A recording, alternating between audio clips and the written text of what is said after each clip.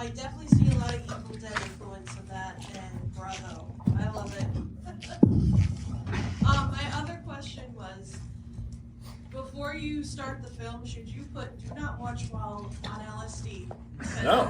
No, because I prefer people watch it on LSD. Recreate that. I actually want a thing that says you better fucking fill up a drink, you better roll up a goddamn bomber, and take whatever drugs you have in your house to watch this movie, because that is the best fucking way to watch it. It is, but also. Also, one of my favorite things is that bar was so overloaded before we started this movie. The line was fucking all the way back, and the poor guy who was working there was just trying to shuffle around. But it's like, you need to watch this movie with a goddamn drink in your hand. I would have imperatively told everybody to get a drink before this movie, but the line was so slow moving and so long that you would have missed that entire opening POV, so I opted not to tell you. But for future reference, if you recommend this movie to your friends, which you really should, and if you don't, go fuck yourselves. Tell them to have a drink before they watch this movie. Okay, let's start the real Q&A. All right, guys. This was a fucking crazy film. Joe, you guys been killing it for years. What better way to kick off this tour in front of your friends and family? Everybody, give a round of applause, please.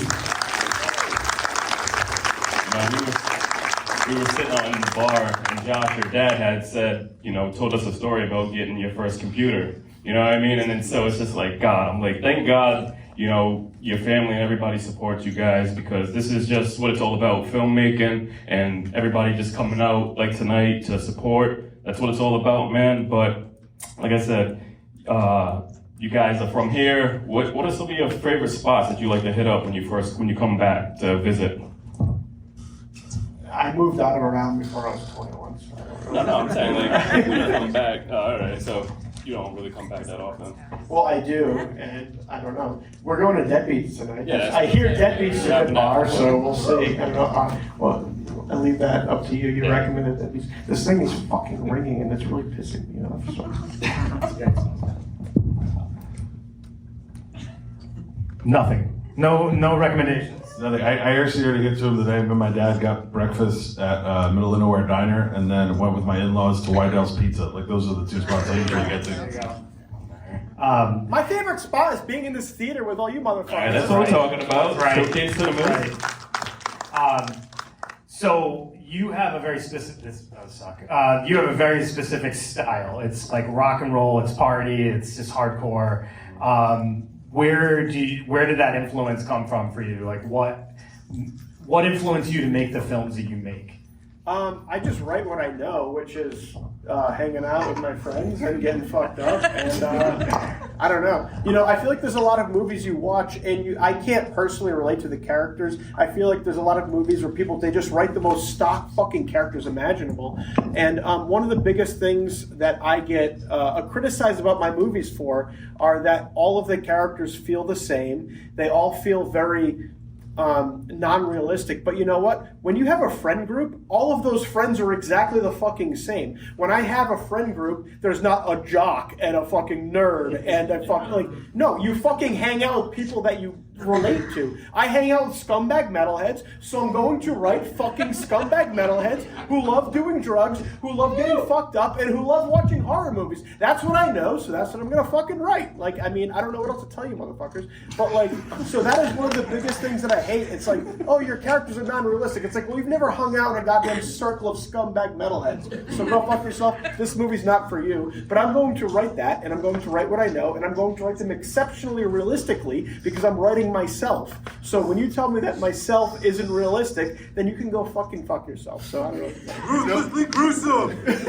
Nobody in that theater said that. No, I'm not talking about this theater. I'm talking about in general. No, we're all looking around like, who was it? It was you! This is not to anybody in the theater. This is to the general consensus. You guys are, I can tell that you guys are. You guys are out here around the 4th of July. God damn. Yeah, throw it. I think so. So this film is probably like the most bloodiest film I've ever seen that actually isn't human blood. It's all extraterrestrial blood. Talk to us about, the special effects, the blood itself, and just like the thought process that went into making this like black light, just acid trip. Yeah, we tested out because the thing about real, like when you do fake human blood, it's all Caro syrup. It's really sticky. It's fucking disgusting.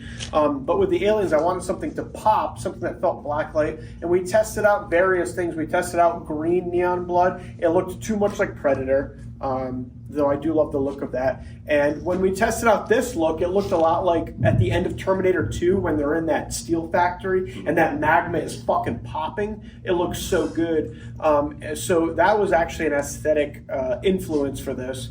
And also, basically what this blood is an EDM washable blood, and they sell this by the 5-gallon drums. So like if you go to see an EDM concert, you go to Electric Daisy Carnival, they shoot this shit all over the audience so you can wash it up very easily. So I was covered in this shit head to toe every day of shooting, but it made it really easy to wash off. And like when they say that it's washable, it really is, because I had to wash my fucking clothes every single night. There wasn't a stain anywhere, although my apartment is still completely stained.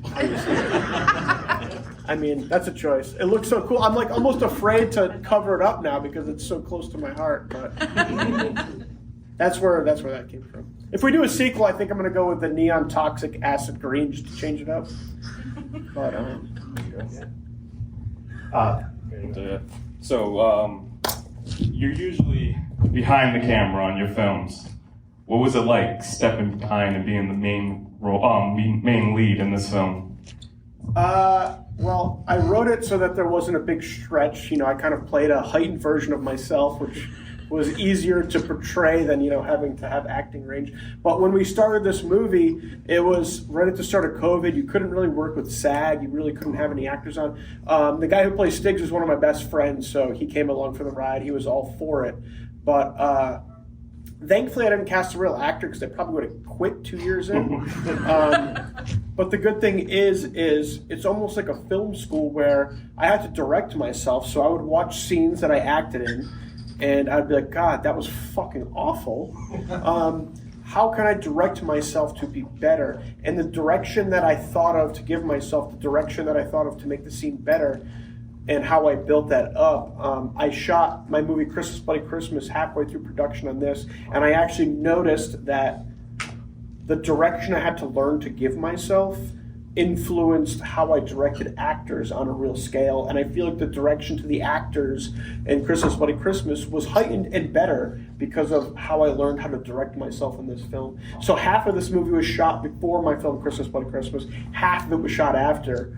And it's almost like a film school I dived into a film school thesis almost, where it's like I learned so much about production design, acting, how to direct actors, and I feel like it's going to heighten all the movies I make from here on out. Yeah. So it's almost like an experimental film school that is going to get released, you know?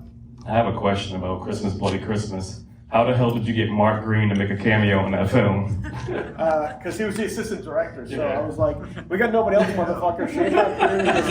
That was actually his third cameo in one of our movies. He plays the same character in 3 different movies. He connects the Begos verse. The BCU. Josh, this question's for you. How did the slow shoot schedule help you make edits on this film? Try to use this. We were cutting stuff after every weekend that we would shoot. We would get film scans back from Photochem with the same lab that does like Tarantino movies and like Sinners and all this other stuff. So we would get the scans back, process it at my place, sync everything up. We'd watch it, we'd look at it, we'd adjust based on, okay, this really doesn't connect here. You shot something so wild and so off book. So then Joe would go, okay, cool, I'm gonna go back, I'm gonna do another shot. He would like dream up some new camera move or some new gag to put in there. And so it was like slowly putting it together, keeping everything sound design, keeping everything with like temp score. Our mixer Sean Duffy was kind of working along with us for the last year and a half, keeping things up to date, doing like Foley recordings and stuff. And then our composer, Steve Moore, did 2 huge passes at it, and each one was like half of the movie. So it was definitely slower than we normally do. Like Christmas, we started shooting in February, and it premiered in September. So this is much longer than our usual productions go, but it also allowed Joe time to sit with it, time to think about it, time to like make sure when he wanted to shoot something new, he could have the connective tissue necessary. And basically it was just like a live project. I think I went through something like 36 versions of Avid through the editing process of this movie. This movie takes place in one night, I'm currently 37 years old, and in the movie, I'm 33, 34, 35, and 36 on screen. There's a scene where Joe goes in the back. Hopefully you can't tell. I mean, that's the scene where Joe goes, "Fuck you, get out of here! I'll show you and everybody else like you." And he like runs down the hallway, and then Matt, our buddy Stiggs, follows him. He's like, "What are you gonna do? You gonna shoot him with blanks?" There's a whip pan right there, and both guys aged 4 years in the whip pan. It looks like it's the same shot, but on the other side, and they look exactly the same, which is how committed Joe and Matt were. Matt was like, he used to be like very clean cut, you know, he had like a very short, looked like an LA waiter. And Joe made him grow his hair out like Joe and then grow a big giant gray beard. He had to keep it for 4.5 years. The movie's, it's done, it's coming out in August, and he still hasn't shaved because he's like worried we're gonna like shoot another shot. This is the question you guys are probably going to get at every single stop, but like Eli Roth is really pushing this film to go against like all the modern gore films and just basically putting like, you know, backing you guys and putting a lot of faith in you guys. How does that feel to have the guy who brought us Hostel and Cabin Fever and just like all these other gore films, you know, kind of supporting you guys, but also does that like add like, whoa, don't give us that pressure. Like, I got to go to these places and see these people.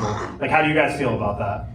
Well, the thing is we finished the movie in October, and I had like, you know, thankfully we self-financed this and we were in control of it all, but like we're just getting all these really shitty offers and people are like, well, dump it straight to VOD, this and that. And it's like, no, this movie needs to be seen in a theater. As you guys saw, seeing this in a fucking crowd, like there's a whole generation of people that haven't experienced seeing a horror movie like this, where you see it in a crowd and you have to like, you know, the biggest thing is you want to tell all your friends about it. And I just wasn't getting that vibe from anybody who wanted to buy the movie. And we were talking about self-releasing, we were trying to figure it out. And just by nature, Eli Roth got a hold of it. He just started the studio, and he was like, this is something that, you know, when I was a kid, Reanimator or Bad Taste or Evil Dead, he's like, I want to put this in 2,000 theaters. And I'm like, okay, sure. And, you know, to his credit, he actually followed through on that. And, you know, he is the biggest cheerleader for this movie. And this movie would be coming out in 2,000 theaters. And it's like, he's very much just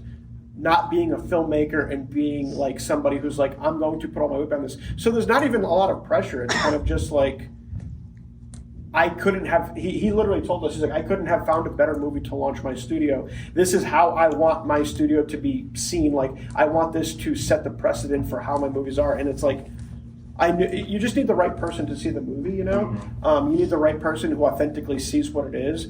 And, you know, by the nature of him being like, this is something that needs to be seen in the theater. I'm going to send you guys on a 20-city road show because we want to show this in the theater. We want people to watch this. We want people to go and see it, tell their friends about it. We did a leg of the road show earlier where I went to Austin, and then I did Dallas 3 days later. We were at the Austin show, and then 3 days later at Dallas, we had half a dozen people come up, and they're like, we brought carloads of friends because they didn't believe how fucking crazy this movie was. And it's like, that's exactly what we fucking want. So having you people here, we open August 15th, and all of you guys are here, and like, we need you to tell your friends about this. We need you to post on Letterboxd. We need you to post on social media. If you love the movie, post about it. If you didn't like the movie, shut the fuck up. And the fact that you guys are all sitting here for the Q&A makes me think you enjoyed it at some level. So the thing is Eli mostly wants to be able to fucking elevate movies like this and movies that you don't normally see in theaters. He wants to just throw in theaters and just like imagine, you know, a group of fucking 18-year-olds being like, oh, Jimmy and Stiggs, a new horror movie, and they come in and see this. Like, let's blow their fucking minds. And that's kind of the goal with what we're doing with this movie and how Roth wanted to elevate us. And so I need every single person in this theater to tell all of your friends to come watch this movie when we open on August 15th to, you know, kind of set the precedent for what independent horror can do in this landscape. You guys are behind the fucking wheel now. So let's go forward and elevate this shit. Definitely. A lot of mainstream horror has been playing it safe for years. How does it feel for you guys to kind of like come in and just stick to what you believe in? The thing that I realized, like, you know, I think maybe 5-6 years ago, it's like, just make the movies you want to make. Like, don't try and do anything that anybody else wants to do, because there's so many people out there who are going to connect with what you want to do. Just put your brain on film. And however ridiculous it is, the best thing is it's like with my movies, there's so many people who just absolutely fucking hate them to the point where like they personally attack me. But then on the other end of the spectrum, there's people who are like, this movie changed my life. And I feel like that's so much more satisfying than having everyone be like, yeah, that was cool. It's like, no, I want you to fucking feel something so strong about this movie that it makes you actually angry, but then simultaneously you feel something so strong about this movie that you show everybody you know or it affected you on it. Like, I feel like that's evident of making good art, where you have such a fucking strong opinion on both sides of the wheel. So this film took 4 years, right?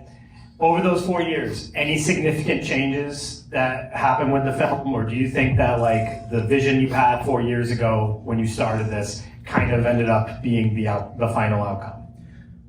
Well, I was just evolving this movie in my mind and writing it, and nobody else could really see. So I actually think Josh, as an outsider, having to have me feed him this footage and these new scenes, I was like, he might be able to answer this better than I can, because The opening scene where Stiggs shows up, we shot that 4 or 5 times, and it was always a different iteration. Originally, the movie opened up with Joe's drug dealer selling him a shot-off shotgun and a bunch of pills. There are things like that change and change. You know, you put them together, you look at them, you're like, this is boring, or that's not really working. We'll try to cut it down. You try to cut it down. You're like, now it's missing too much. So Joe would dream up a new scene, and he would shoot that scene, and then we would look at that.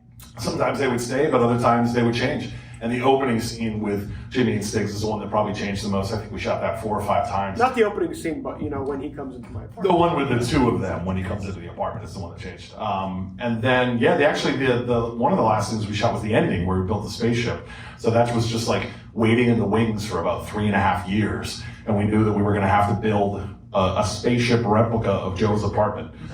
So we were sort of building everything around that. And then when we finally put on that ending, it's like, oh man, we have a movie finally. Like, okay, cool. And then we start looking at it, cutting it down, shooting some extra stuff. We created that montage with Joe getting all the weapons and taking all the drugs, and shot a bunch of our friends. Like the director of Hobo with a Shotgun is in there, like talking about, the alien experiences. It's so much fun, and we'd have a live movie, which is so different. Usually you shoot a movie and then you edit it, and if you're lucky, you can go get 1, 2, 3 days of pickups. So to have a movie, shoot it, and be like, okay, cool. We have 140 days of pickups over the next 3.5 years. Joe just has to keep his hair long, which is no problem. And yeah, it was wild to have a live experience like that, almost to do like an improv set, but with a horror film that has thousands of gore gags. I have some friends in the audience and some people who have like, helped me out, gave me a little money to finish the movie. And every few months it's like, what's going on with Jimmy and Stiggs? Is that fucking movie? Guess what, motherfuckers? Yeah, it is finished now. But like, that's the thing I had to deal with too, is so many friends like, is that movie ever going to get finished? Is it ever going to get done? And it's like, you can't, it seems like it should have been the easiest movie to make, but it was simultaneously the fucking hardest movie to finish, because this isn't like my first movie. I've made 5 movies before this, so it's like I can't really just make a movie in my apartment and shit it out. It's like, well, no, it needs to feel like an evolution of my other movies, and needs to build up and feel like, oh, this feels like an organic 6th movie in this filmography. It doesn't matter that he shot in his apartment, it doesn't matter that it stars him, but it feels like an elevation and an evolution of everything that we've seen before this. So that was probably the hardest part of doing it over 4 years. For context, usually when a director like Peter Jackson or Sam Raimi decides, I'm going to make a movie with all my friends, we're going to shoot it for about $25, and we're all going to shoot it in one location, it takes them 3 or 4 years, but it's their first movie. So for Joe to do a movie number 6 is like unprecedented and ridiculous. Now, what are the aliens made out of? Foam latex, Okay. there's some towels shoved in that one. A little pinch of love. How many did you guys have on set? I currently have 6 at my apartment, but I think we made about 15 total, and they just got blown apart and fucking smashed. Fucking douchebag, cocksucking motherfuckers. Like some of them had like a rubber arm. So when Joe was fighting, which is funny because I always laugh at that first scene where he fights an alien, because it's like my best friend of like 25 years is just fighting a Muppet, but also controlling the Muppet. But he had like rubber arms, so we could get it to slap him or get it to headbutt him. Then there was other ones with like mouths that would move. We had a retractable hand that Joe built off of shit he bought off Amazon to like grab things or like go up onto the desk. Or it was really like, it was honestly like like playtime. It's the most ridiculous way to spend adulthood. Yeah, we would all do a shot, and I'd be like, "Let's do a shot," and then I'd grab the alien by the neck, and I'm like, "Can we get all fun?" I'm like, "Oh, this fucking son of a bitch!" It just feels so good to strangle it and smash it. So we got the alien autopsy, classic style alien there, but then later on we see a different alien version. What was the influence for that one? Where'd that come from? Well, the alien autopsy thing is actually a real thing where when I was in middle school or elementary school maybe, I got in trouble because I kept saying this alien autopsy Fox special is actually real. And I would try to tell my teacher, like, well, no, aliens are real. I saw the special that Jonathan Frakes hosted about this alien autopsy. And my parents had to come in and talk to my teacher about that. So that's actually... I changed his name, but fucking that's your asshole, story. piece of shit motherfucker. You made me watch it once. Exactly, but it still holds up. So like the thing is I grew up watching like Sightings, Alien Autopsy, X-Files, Unsolved Mysteries, and they all have these gray aliens. And because I grew up in New England, like, you know, every setting for those things would be in a New England-esque scenario. So I was fucking scared shitless of these motherfuckers when I was like 5, thinking that I was going to get abducted while simultaneously hoping I got abducted because it seemed cool to be abducted. But like the thing is you don't see any movies where the antagonist is actually a blue-eyed, big-eyed fucking greaseball alien. So I wanted to do that, but it's like, what if they actually did attack me when I was 35 years old and I was fucked up in my apartment? I would take a fucking claw hammer to that little fucking goddamn douchebag. So let's show that in a fucking movie. Like, so it was just all of those things that I grew up watching that I wanted to predominantly put into. I mean, this is literally like, if you put, you know, brain waves into my skull, this is like what I think about every day. I feel like this is a film for kids. Like, we want kids to believe, you know, hold on to their beliefs, right? Well, I've had a lot of friends like, is the movie, can I show my kids? And I'm like, yeah, it's just me running around with aliens. And then they're like, there's hardcore fucking 4 minutes into the movie. I'm like, oh yeah, I forget about that. That's not on the top of my mind. Whoops. There's nothing like hanging out watching porno and doing coke before aliens. Normal Tuesday. All right, we're going to open up the questions to the crowd. If anyone has one, just raise your hand. Are there more F-bombs in this movie than Christmas Bloody Christmas? Which Waiting for an official count. We'll see. When I did the fucks per minute on Christmas Bloody Christmas, it actually has the highest fucks per minute of any movie. Even though like I put it on the Wikipedia, I was so proud. But I haven't done that yet on this. It did like a subtitle pass, but I will definitely throw it all into a Word document and count the amount of fucks. I feel like there's a lot of them. There's a lot of fucks. First, I just wanted to say I love that you decided not to go the route of like, we're gonna become best friends again and kill all the aliens and everything's okay. Instead, it just got worse and worse. Was that always your intention to end the movie that way, or that just sort of? Like end it where we weren't friends anymore. Not just that, but like literally, like you all fucking die. Like. It was actually my intention to always end it where I got split in half in a POV, but it was at the last minute I decided to cut all my limbs off. I was originally supposed to just cut off my arm, but I was like, what if I cut off my legs too? And Josh is like, you don't gotta cut off your legs, and I'm like, I gotta cut off my legs. It was decisions like that where suddenly you're like, you have people who've been working for 4 years, who are like, all right, yeah, we got a little bit of energy left, let's go. And Joe's like, I'm gonna cut off all 3 of my limbs. I'm just gonna leave one to operate. Yeah, we thought we had like 1 day left to shoot it, and I'm like, what if I cut off my legs? Now it's like 17 days of shooting. But worth it. Everybody hung out and pushed as hard as they could. I was wondering at the end when it does split into 2 different like camera angles, is that like it's splitting into 2 different realities? It's me splitting my head in half. And eyeball on each side. Yeah.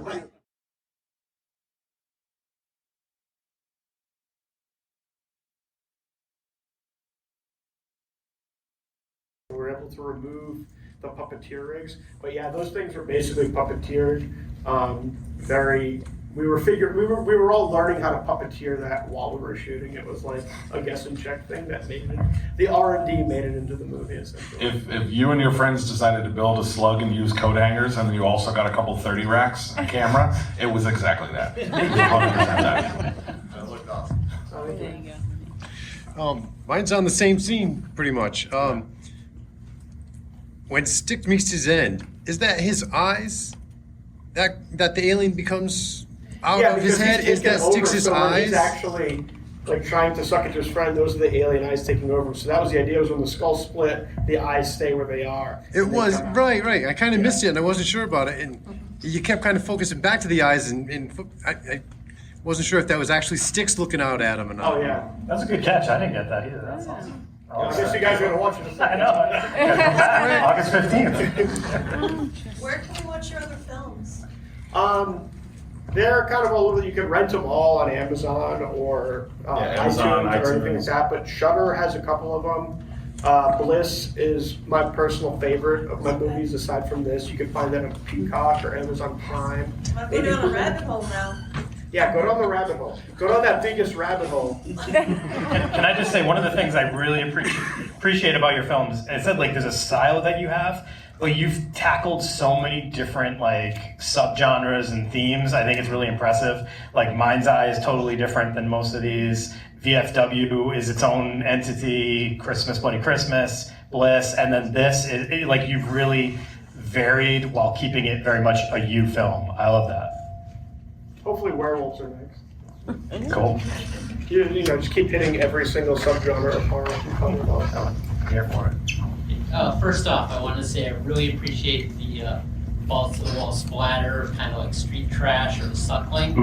My actual question is, do you guys think you can, or that you might try to do a physical release for this as well? Yeah, there'll be a whole 4K. We have like a 2-hour documentary about the making with everybody that worked on it for all 4 years. Behind the scenes footage of Joe wearing a camera rig, being pulled into the air by me and like another fat guy. It's like it's going to be absolutely jam packed. That's awesome. Actually, I have two questions. One, I know you shot on 16 millimeter. So is there any chance that make prints and show this on film? Yeah, we have two 35mm prints we've already made. One's going to have a residency in LA at the Vista, Tarantino's theater. Yeah. And then the second one we're going to put around on a tour. I'm hoping that we're going to play. Coolidge has reached out. They have a 35 capability. I know Avon, I think, does in Providence. But the plan of the second print is to kind of, sporadically go across. But the print, we checked it like 2 weeks ago, and it looks fucking phenomenal. So if it does play around here, I'm for you to go. And my second part is, as a poster collector, did that great Cannibal Holocaust poster make it through the shoot unscathed? Yeah, I actually had it framed in glass cover. And now there's actually blood that has seeped into the bottom and like soaked itself up. But I feel like that's kind of cool because it's an original Italian, large format poster that now has Jimmy and Stiggs blood on it that the screen used props. So it's invaluable, and it will stay that way. Did you use your own props? Like, was that just your setup, or did you add things in to? I mean, I feel like this was you. The apartment? Yeah. It was like 2/3 there, and then there were certain things like the Cannibal Holocaust poster I added because, I mean, I love that movie, but we know the guy who owns that movie. So I had to take down some of the posters, like I normally have a brain scan poster up, there's something we couldn't get rights to, but I kind of swapped it out. So there are things that are like present in my apartment, but we accentuate some things and swap some things out that we can get clearance on. But it's very much a heightened version of Werewolves, for sure. Joe, do you have a favorite edit or something that just worked in a way that you weren't expecting?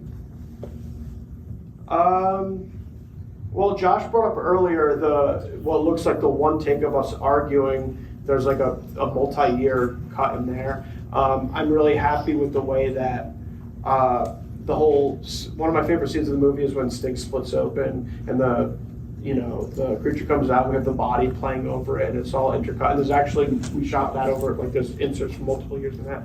I don't know, like that's the thing with this movie is if I wasn't happy with something, we were able to redo it.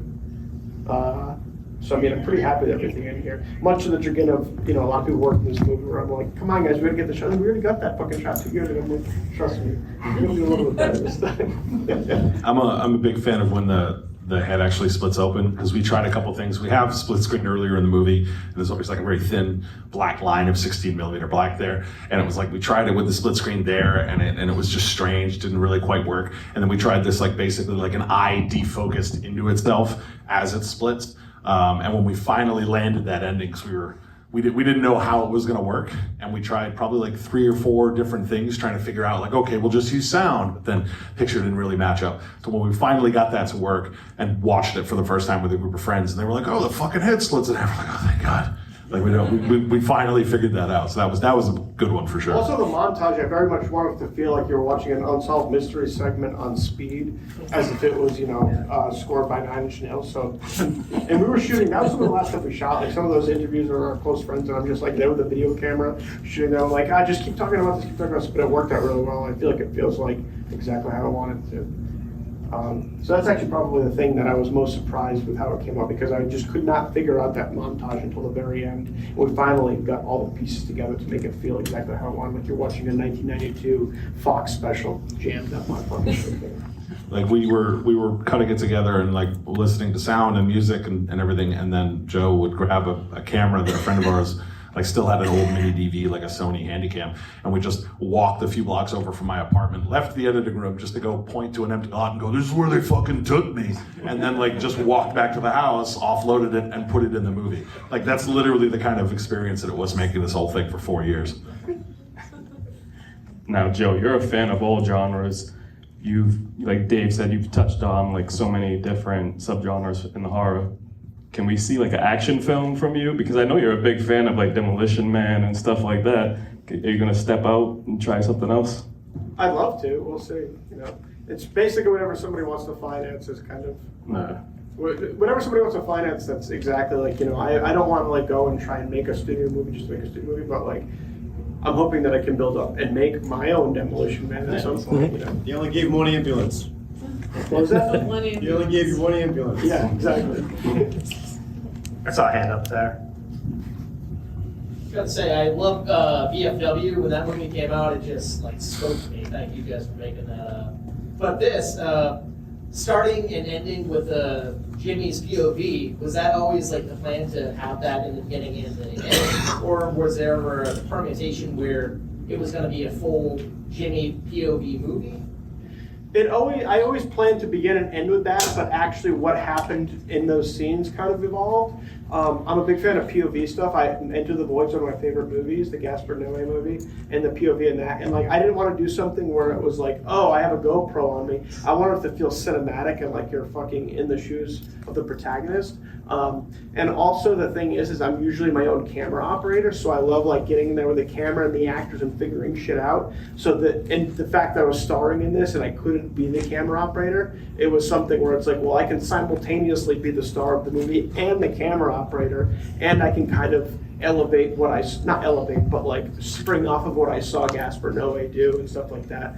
And then as I got in there doing it, and it's like, okay, we shot this, what if we added this, element at the beginning, what if we added this at the end, and kind of evolving that as we were shooting it. But it was really fun to just have the camera, and I had to have it's like a fucking, film cameras are heavy, and the thing that you don't think about is it's like, oh, I want to be POV, I want to see my hands, I want to see myself smoking a blunt, drinking whiskey, which you don't normally see, but the thing is your hands need to be on either side very evenly, so if you put a camera like on your shoulder, the camera is going to be down this arm or down this arm. So what we had to do was figure out a rig where it was on my chest, and the 16mm camera, which is really heavy, was right here, and it was like pushing against me. So I had to operate, lift my hands up, and when I was smoking the blunt, we figured out a straw rig where the straw like went underneath the blunt. So I was like this.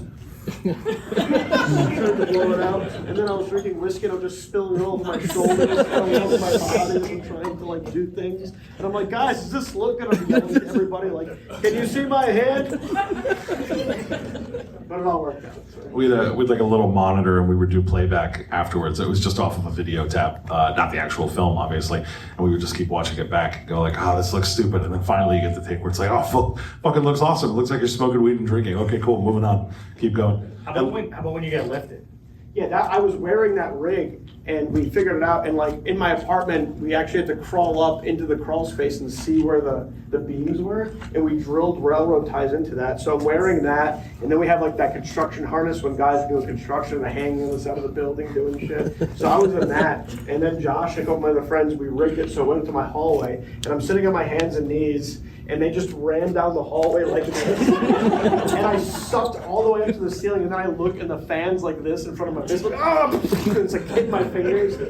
But we actually drilled into the fucking ceiling and did that. And then I showed my dad afterwards. He's like, what if your ceiling caved in? I'm like, I wasn't thinking about that. But it is very nerve-wracking now that you say that. I mean, to be fair, I did warn you about it. You said I don't care. That was the other thing. Having the movie be non-SAG means we didn't have to run that by anybody except Joe. So we just put him in a builder harness and then a camera harness, and I was like, okay. Me and my other buddy, who's like also like 300 pounds, just like had 2 things of rebar tied along a rope, and we would just run as fast as we could down the hallway and hope that it was good. And the thing that sucks is Joe would then get up at the top and start kicking and dangling, and the 2 of us are like with our feet against the walls, and it was insane. Also, that chainsaw's real, so when I'm cutting my legs off, what I did was I tucked my leg like this, and we had a fake leg over me, so I had to cut through the fake leg, and it literally cut like this with the real chainsaw. And right beforehand, I'm like on the ground, and I have my buddy holding the camera rig to push me down, and we all do a shot. Suck the shotgun. I'm like, all right, here we go. And I take the chainsaw, and it's like, and it's like cutting so close to my leg. And that's the thing is, like, I would never ask an actor to do that, but the fact that I got to do it, it was so exciting to have a chainsaw in your hand and then seeing this fake leg cutting. I'm just like, this is the coolest thing ever. It's like, I can feel the wind going against my knees as I'm cutting, but it looks so sick. So now, is it true that like your neighbors just were fine with all the noise because they're used to all your parties and shit you were throwing? Like, what kind of parties you throw, man? I think that, I don't know if saying they were fine with it is the right thing, but we didn't have any complaints. Okay. But I would have giant parties at my house all the time, and not really have any complaints, spend there forever. And there were times where like we would be in my apartment, there's 10 of us, and we're just smashing on the ground, and it's like 1 a.m. and I'm like, you fucking cunt! And it's like nobody complains. I was like, I could have been like killing my girlfriend. But then like there'll be times when my neighbor below me is like, hey man, that was a fucking killer party you threw last night. It was really good. But yeah, I can't imagine. It was almost like 7 years of pre-production to make this movie where it's like, oh, Joe's just doing his thing. But I never really thought about it because it is my apartment. But the thing that shocks the most people is that I didn't have any noise complaints. Oh my God, I guess I am lucky. I shouldn't move out of that apartment. Any other questions? Are you happy to not be on set anymore? I mean, I live on set, so I just, it's like a PTSD thing where I wake up and it's like I'm still on set, and then I'm like, we're shooting behind the scenes and like interviews on set, and then I'm coming here talking about it, I'm going to set. So unlike other movies where you pack everything up, it's like I'm still waking up on this location. So yeah, I don't know, it fucks with my mind. I feel like I'm still on set basically. Work from home. Yeah, exactly. There's a Jimmy and Stiggs playlist on Spotify. Did you guys create that? I did. We were supposed to play, like it was made to play in theaters, and this was just so stressful to figure out the size and playing it. Yeah. But that was basically built to like play in theaters. But they can listen to it on the ride home now, right? They can look it up. I think it's public. All right. I think I have to make it public for theater owners to like. Yeah. If you want a realistic experience of making this movie, just listen to the same like 5 Van Halen songs for 4 years. But it's very heavy metal, party influence. What's a couple of the bands on there? Motorhead. I think Motorhead's big one. Jesus. Electric Lizard. Jesus Lizard. Yeah. Motorhead, Electric Lizard, Jesus Lizard. That'll get you in the mindset of what I'm doing. Perfect. All right. Any last questions? All right, guys. Thank you so much for showing us this film, taking it around, giving everyone this experience, being able to talk to you guys about it. That's amazing. Thank you guys so much. If you guys want to take pictures of the aliens, Take pictures with the aliens. if you want, I'll take pictures of it, but I'll sign shit. Also, if you guys are on Letterboxd, fill that shit out. Give us 5 stars or give us don't fucking log it. But yeah, so we'll be hanging around for a little bit. I think we're going to Jet Beach all after this. Everybody wants to come do shots with us. Everybody wants to buy me a shot. But yeah, that's my Aunt Renee. She's the best. All right, thank you guys so much. Tell all your fucking friends. August 15th will come out. I know you guys came here for free, but if you could buy a ticket to this movie, it's going to make the fucking difference in the world. And we'll get more movies like this. So thank you guys so much. Bye. Thanks, everyone. All right. See everybody at Deadbeats.